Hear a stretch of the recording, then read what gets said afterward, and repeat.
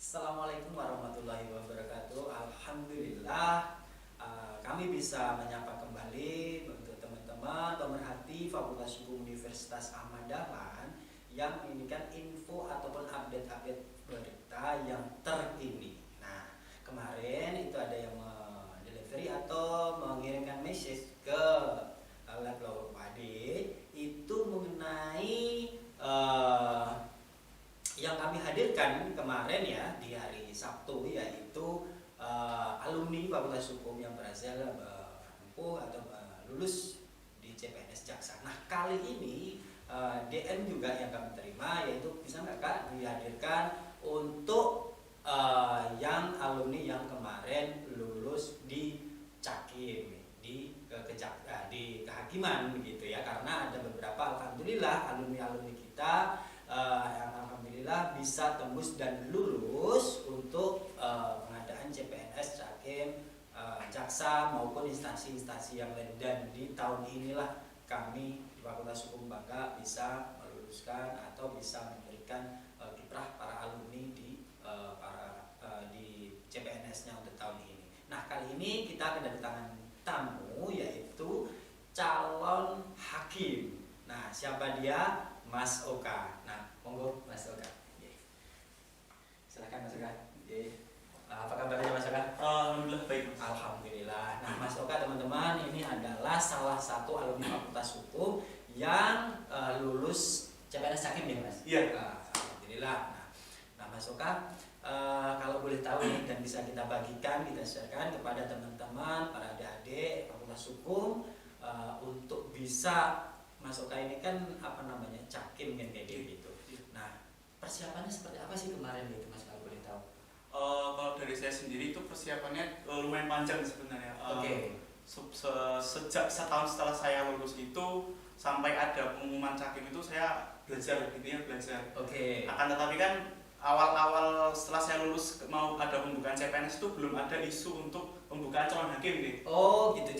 Jadi persiapan tapi belum tahu kapan itu dibuka. Iya, gitu. saya cuma persiapan aja tapi nggak tahu ternyata kalau di tahun ini tuh CPNS calon hakim itu dibuka. Cuma gitu. pas yang sudah ada isunya itu kan yang calon jaksa saja. Oh gitu. Baru Cakim tiba-tiba di pas pengumuman pembukaan pendaftaran, calon hakim ini tiba-tiba dibuka ya. Oh gitu, alhamdulillah ya. Situ, karena sudah prepare kan itu. Walaupun kita nggak tahu ya. Ini mau dibuka atau tidak, yang penting ini kita kawan Mas Oka mempersiapkan itu. Iya. Akhirnya dibuka kan kayak gitu. Iya. Nah, ini begini. Kalau kemarin kan kami menghadirkan Mbak Ida ya, Mbak Ida yang alhamdulillah lulus jaksa dan sekarang Mas Oka bisa hadir ke sini. Nah, kalau Cakim itu bedanya apa sih Mas? Maksudnya dengan persiapannya ataupun berkasnya atau seperti apa dengan jaksa? Nah, Cakim sendiri seperti apa?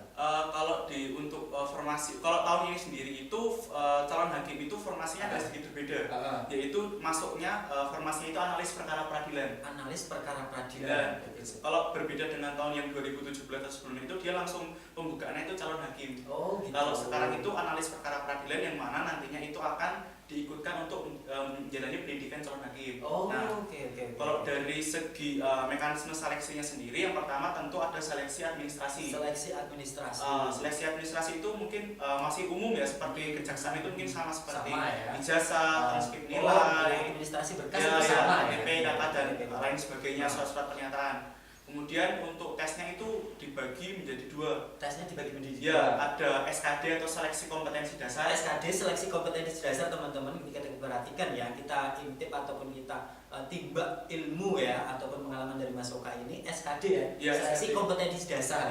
Mengikuti meliputi bidang apa ya? Itu ada tes TIU atau tes intelijensi umum. Itu biasanya isinya terkait kayak logika, terus seperti matematika. Ini matematika ya? Iya, matematika juga ya. Iya, ada perhitungannya juga. Itu susah kan ini. Untuk anak hukum itu harus belajar lagi, balik lagi ke SMA. Oke.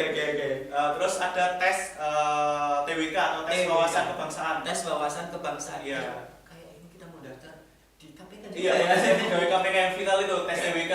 Kemudian Oke. akhirnya ada tes TKP atau tes kompetensi pribadi. Tes kompetensi pribadi Itu biasanya materinya terkait dengan kayak kita bagaimana posisi kita sebagai ASN atau begitu. PNS itu untuk PNS. menghadapi masyarakat itu seperti apa.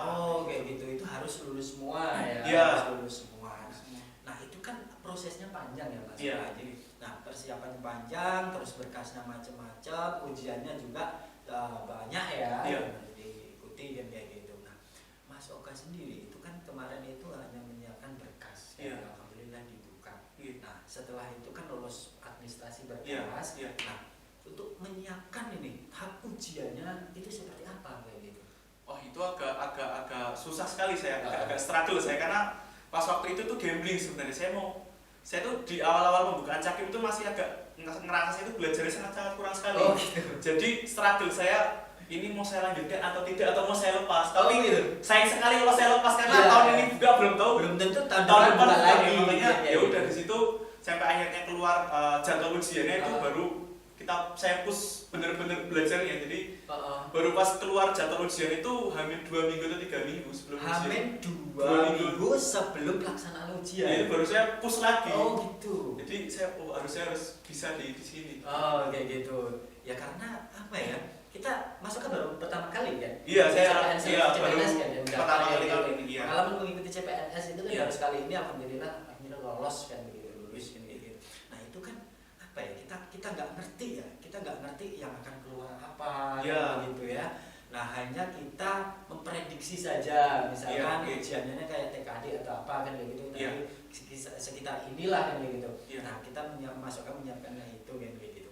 Nah, untuk bahan nih, Iya. untuk bahan yang disiapkan, misalkan bahan belajar, misalkan materi apa dan kayak gitu apa? Kalau untuk materinya, kalau yang dari tes SKD dulu, TKD dari itu tuh, saya tentu beli buku yang agak tebal itu ya. Tebal itu untuk biasanya untuk tes CPNS ataupun tes masuk perguruan tinggi kan materinya agak lebih. Nah itu kalau di SKD-nya mungkin dari situ. Dari situ. Kalau SKB-nya saya tentu belajar lagi, balik lagi ke hukum, materi-materi hukum. Hukum acara.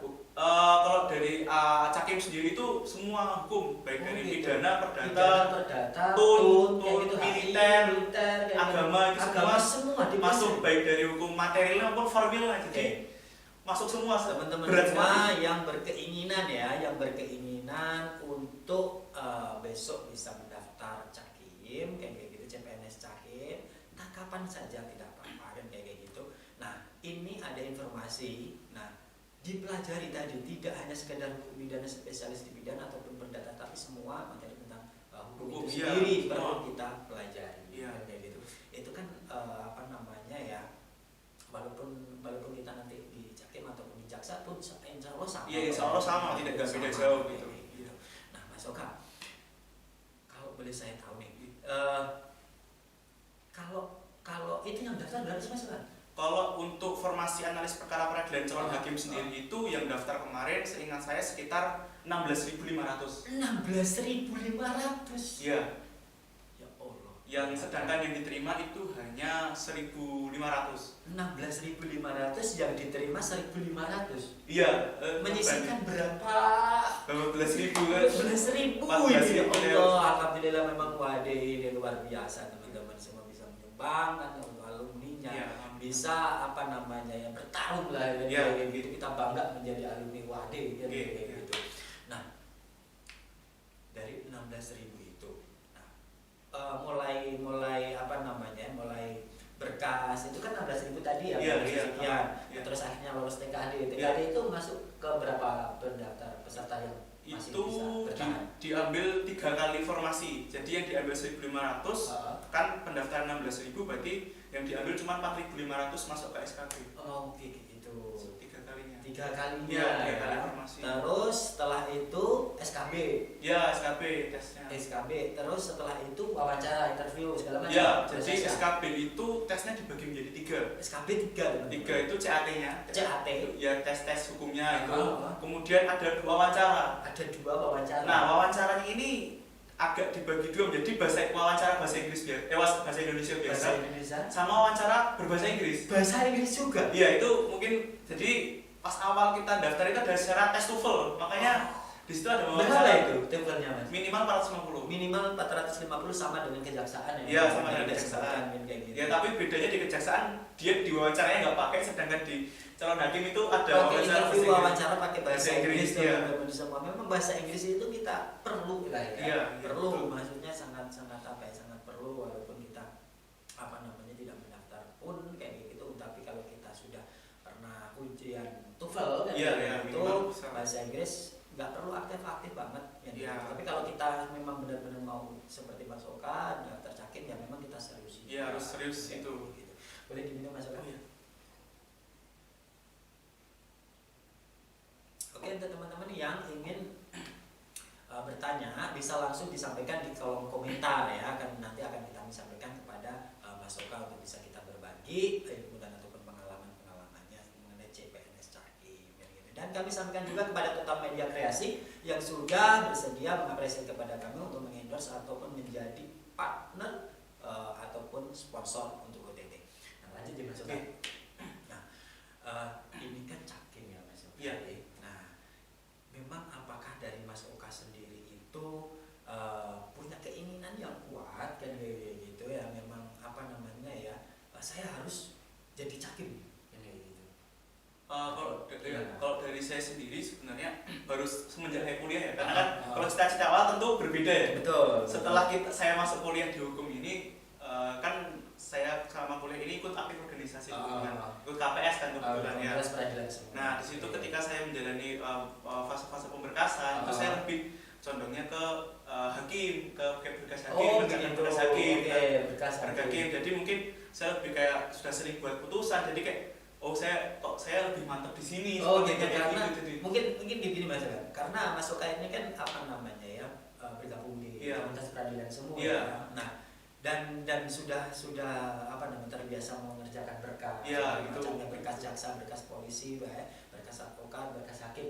Tapi Mas Oka lebih condong ataupun lebih mempelajari mendalami mengenai berkas hakim.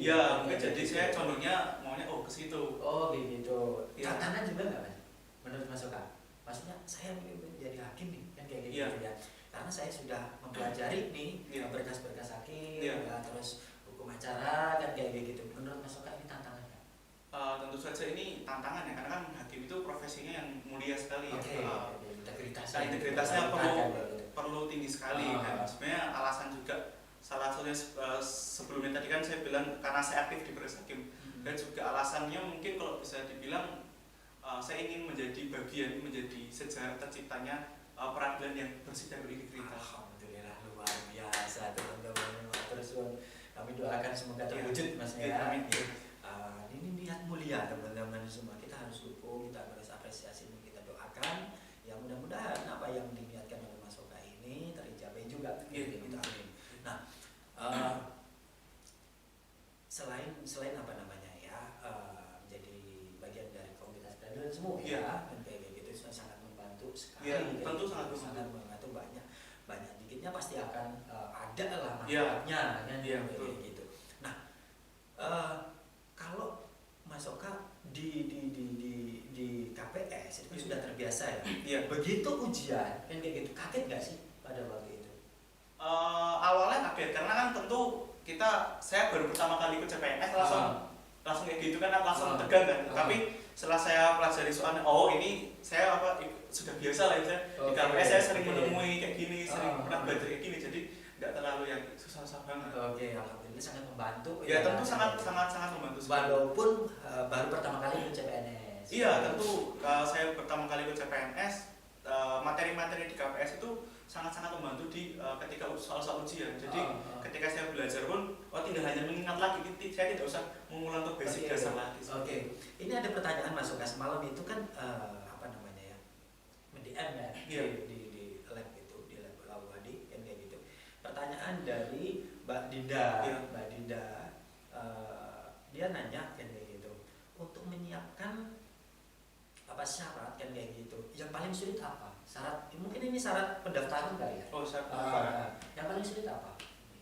Kalau menurut saya nggak ada yang sulit ya, mungkin untuk syarat ini ya, syarat administrasi itu nggak terlalu susah banget karena ya standar saja sih, kayak ijazah, transkrip nilai, atau KTP atau KK, atau mungkin surat-surat pernyataan yang tinggal tanda tangan materai aja sebenarnya. Gitu. Nggak terlalu susah. Kalau untuk syaratnya itu kan ada apa, kalau nggak salah ya Mas, kalau Capim kemarin itu juga ada yang namanya kelompok cum laude atau umum kayak gitu ya. Mas Oka sendiri kemarin pilih yang di? Saya di jalur cum laude. Cum laude? Ya. Kalau cum laude itu bedanya mungkin di harus menambah akreditasi fakultas kayak gitu. Kayak gitu. Kalau di umum tidak? Tidak, akreditasi fakultasnya kan dia harus A untuk minimal A, harus bisa milih jalur cum laude. Ya seperti itu. Ini bertarung sama teman-teman seluruh Indonesia nasional kan gitu, dari ujung sampai ke ujung itu cum laude teman-teman semua, kuat-kuatan pinter-pinter kayak gitu ya. Di jalur umumnya sendiri itu juga udah persaingannya sangat ketat, ditambah jalur cum laude lagi lebih ketat lagi persaingannya, lebih ya. Padahal yang diambil itu kan kalau tadi kan 1.500 itu dibagi, kalau yang cum laude itu hanya 270-an, kalau yang umumnya 1.200 ya kayak gitu. Ya Allah teman-teman semua, ya Rabbi, dari 16.000 sekian itu loh tadi teman-teman di cum laude diambil hanya 200 dan Mas Oka salah satunya. Gitu. Mantap, ya Allah. Gini lanjut gini Mas Oka. Nah begitu nih, saya pengen apa namanya, dari cerita tadi Mas Oka dan kayak gitu ya, pengen dibagikan pengalamannya kayak gitu. Nyangka nggak sih Mas, maksudnya aduh kan karena itu TKD, TKB kan kayak gitu, TKB juga berbagai macam ujiannya kan kayak gitu. Nah sebelum diumumkan, sebelum ada pengumuman ya kan, nah itu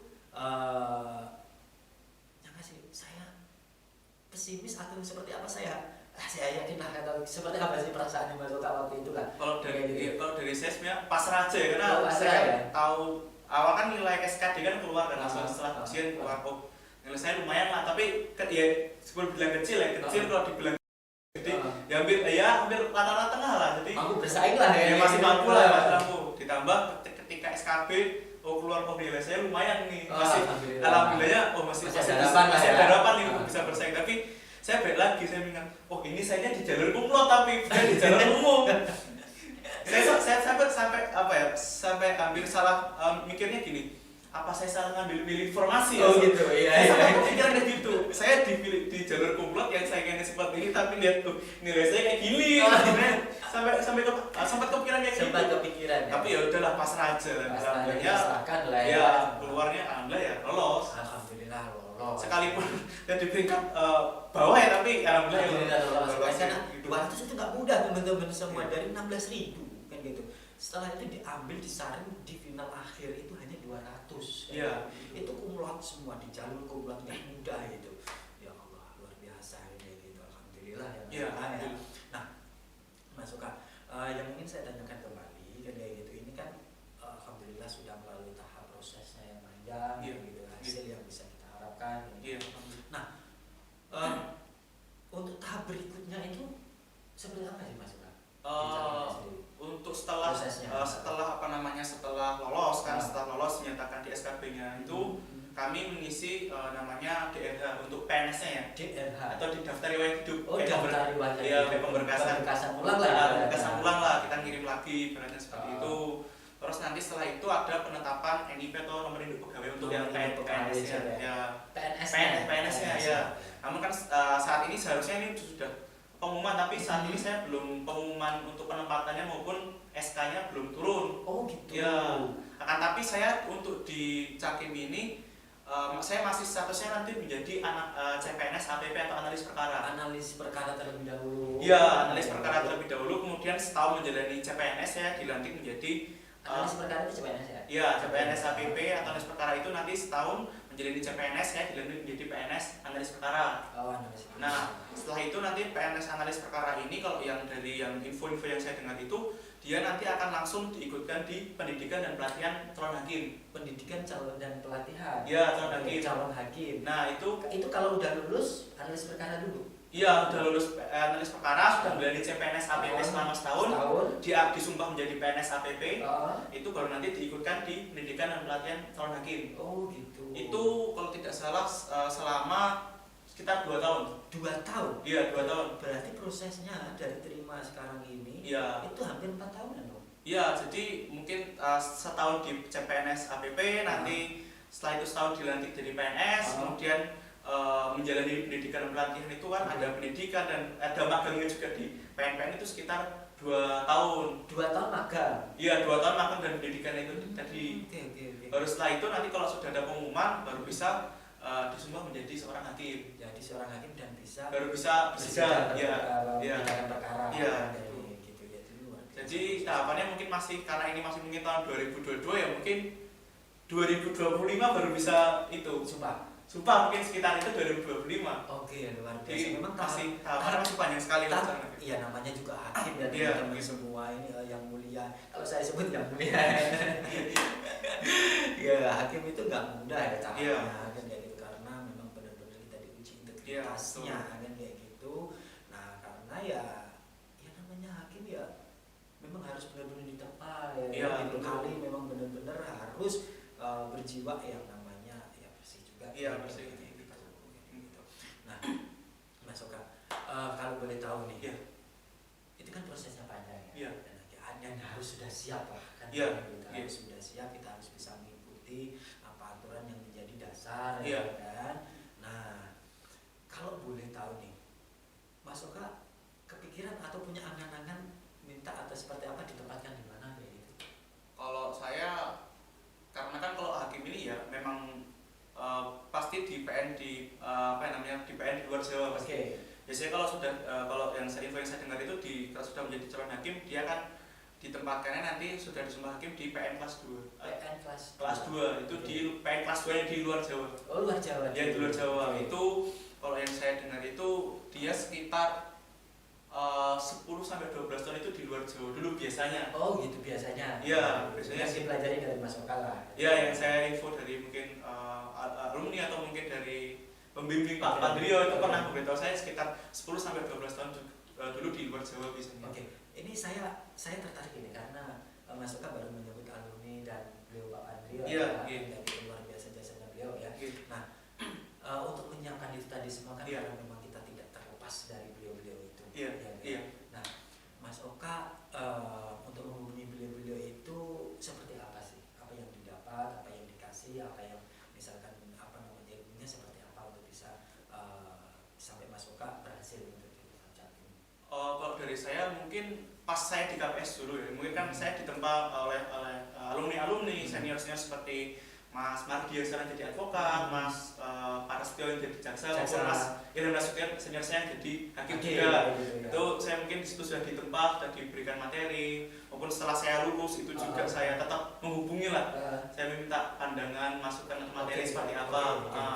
Kalau dari pembimbing sendiri atau pengajar itu mungkin seperti Pak Pandrio ataupun Bu Deli yang jadi jaksa juga, atau Mas Fandi juga, itu saya juga menghubungi mungkin kayak materi butuh informasi apa atau mungkin bimbingan apa, terutama mungkin Pak Pandrio ya. Pak Pandrio karena beliau hakim, jadi selama pas saya SKB kemarin mau wawancara itu saya dibimbing khusus oleh Pak Pandrio. Oke, luar biasa. Pak Pandrio ini memberikan fasilitas kami yang dari UAD ini untuk bisa bimbingan dalam artian konsultasi langsung gitu. Kita ada agenda, misal hari ini kita agenda belajar ini, mungkin kira-kira seperti itu. Oke. Nah, yang ingin saya tanyakan Mas Oka, kan teman-teman KPS itu sudah ada yang lebih awal lah ya. Lebih awal itu ada yang hakim ataupun jaksa, kayak gitu. Nah, Mas Oka intent juga ya. Menghubungi beliau kayak Mbak Ana, gitu, terus kayak siapa namanya Mas Paras, Mas Ilham, kayak gitu itu sharing lah. Tetap sharing lah. Kayak gitu. Nah, apakah yang namanya ilmu-ilmu dari beliau itu kan kayak gitu, sangat memperkuat yang namanya keyakinan. Oke lah, saya harus semangat kan kayak gitu, nambah semangat Mas.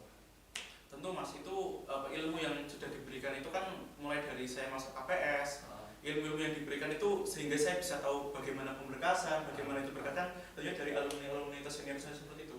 Kalau tanpa bantuan mereka, tanpa materi yang mereka berikan, saya belum tentu tahu, sekalipun saya mungkin di KPS ya, saya belum tentu tahu materi atau ilmu gitu.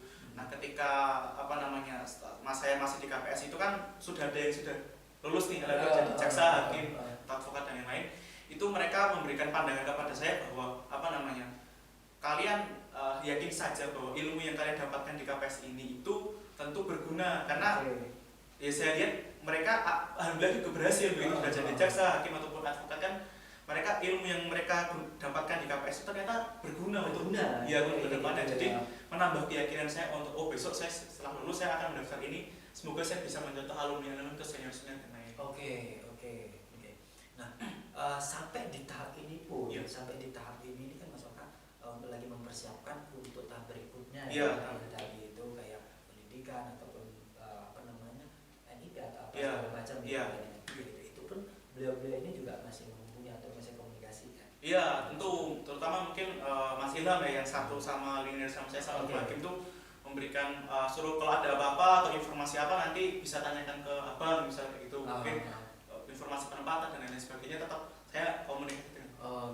Itu luar biasa. Nah apa yang ingin disampaikan kepada beliau-beliau tadi Mas? Saya mungkin terima kasih ya sama mungkin alumni ataupun senior yang tidak bisa sebutkan satu persatu. Saya terima kasih atas materi atau ilmu yang telah diberikan kepada saya, baik itu selama saya menjalani di KPS ataupun setelah saya lulus menjadi mahasiswa. Saya tetap komunikasi dengan beliau-beliau itu dan mereka masih open lah untuk memberikan ilmu yang mereka bisa berikan untuk sharing kepada saya. Dan untuk mungkin kepada para pembimbing, untuk misalnya Pak Pandrio, Dery ataupun Mas Fani dan yang lain, saya terima kasih atas ilmu yang telah diberikan kepada saya selama saya menjalani perkuliahan maupun saya setelah itu lulus. Saya masih tetap kontak dengan beliau juga masih dengan terbukanya sekalipun saya sudah bukan menjadi mahasiswanya lagi, tetap berikan ilmunya atau sharing-sharing informasi, ada pembukaan Cakimas atau pembukaan Jaksa Mas dan lain sebagainya. Saya sangat terima kasih dan tentunya ilmu yang sudah saya diberikan selama saya kuliah maupun setelah saya lulus ini tentunya akan berguna sekali untuk saya menjadi seorang calon hakim nantinya. Untuk para dosen Fakultas Hukum? Untuk dosen Fakultas Hukum saya terima kasih atas ilmu yang sudah diberikan selama saya menjalani 4 tahun perkuliahan di FHUAD ini. Saya tidak bisa sebutkan namanya satu persatu. Saya sangat terima kasih sekali. Tentunya ilmu materi yang diberikan selama saya menjalani perkuliahan itu tentunya akan juga berguna nantinya ketika saya menjalani di dunia hukum nantinya. Mungkin ilmu-ilmu materi-materi apa tentu akan sangat berguna sekali. Mas Oka, karena kan kita lepas untuk kesuksesan itu tidak bisa lepas dari orang-orang yang ada di sekeliling kita dan sekitar kita. Nah, kalau boleh tahu nih Mas ya, begitu diumumkan kayak gitu. Nah, tentunya Mas Oka menyampaikan kepada keluarga terdekat. Nah, yang dihubungi pertama kali siapa? Kebetulan ketika pengumuman itu saya di rumah. Kebetulan saya di rumah. Jadi ketika awal pengumuman itu saya nggak tahu sendiri. Saya tahu dari teman malah. Dari info kan? Dari Mas Nanda. Mas Nanda sama-sama. Mas Nanda juga cakim ya? Iya. Dia kan ngasih tahu di grup kita. Kami kan ada grup lah ibaratnya begitu. Dia ngasih tahu informasi selamat ya ini. Loh, saya kaget kan. Selamat apa ini? Kan belum pengumuman. Saya tiba-tiba ngecek di pengumuman. Ada nomor saya. Alhamdulillahnya ya situ saya langsung ini terharu sekali. Ternyata sama ibu saya sama bapak saya, orang tua saya itu saya sangat terus sekali bisa lolos. Alhamdulillah ya, berkat doa orang tua. Iya tentunya doa ya. Mas itu berapa bersaudara? Saya 2 sama adik saya. 2 bersaudara yang pertama ya. Yang pertama ya gitu ya, kebanggaan keluarga ya. Iya. Nah, ya namanya juga usaha itu ya Mas ya. Tidak akan kalau orang bilang itu tidak akan bisa mengkhianati yang namanya hasil. Usahanya Mas Oka sudah kerja keras, maksudnya sudah berusaha dan kayak gitu, belajar tekun kan kayak gitu, apa yang disampaikan oleh pembimbing, apa yang disampaikan oleh Bapak Ibu dosen kan kayak gitu selalu direspon dengan baik oleh Mas Oka kan kayak gitu. Nah, alhamdulillah hasil pun diraih yang menjadi haknya Mas Oka. Nah, kami doakan mudah-mudahan karir Mas Oka bisa nambah sukses lagi ya Mas Oka ya, untuk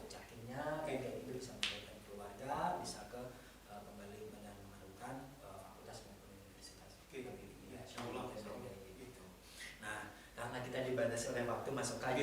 Nah, matur suwun sudah bersedia hadir di sini untuk bisa berbagi dengan teman-teman Fakultas Hukum, alumni Fakultas Hukum, biasanya para keluarga dari Fakultas Hukum juga lah ya, kan kayak gitu.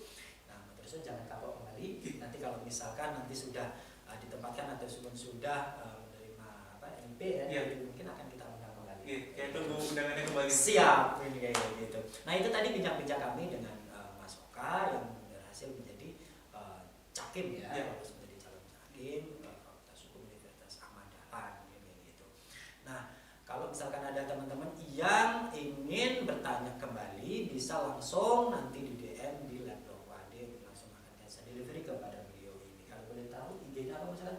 @okapramanaputra. @okapramanaputra. Silahkan di kepoin, silahkan di follow teman-teman semua. Bisa sharing, bisa tanya, insya Allah beliau respon. Gitu. Nah, kami kembali di hari Sabtu, insya Allah di hari Sabtu nanti akan kita infokan di belajar laptop UAD gitu ya. Mudah-mudahan apa yang disampaikan yang Mas Oka ini bisa menginspirasi dan bermanfaat untuk kita semua. Bersama tim program kerja yang bertugas, kami mohon undur diri daripada Anda teman-teman semua. Sehat selalu, salam OTT. Assalamualaikum warahmatullahi wabarakatuh.